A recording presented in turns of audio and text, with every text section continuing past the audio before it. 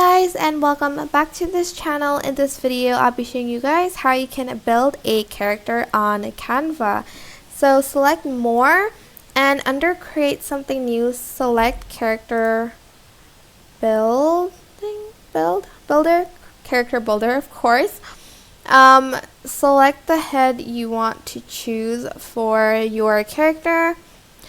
I'm just going to choose, let's say this one.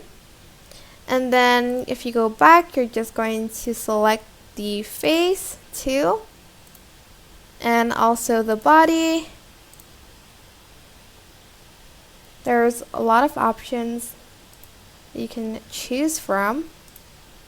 I'm just going to choose this one. You can select the skin tone and also the hair color. I'm not sure if you can change the outfit, but you can change the hair color if you like, but I'm just going to leave it as is.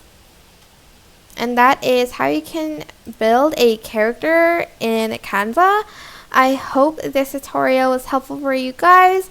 Don't forget to like, comment, share, and also subscribe to this channel if you haven't done that.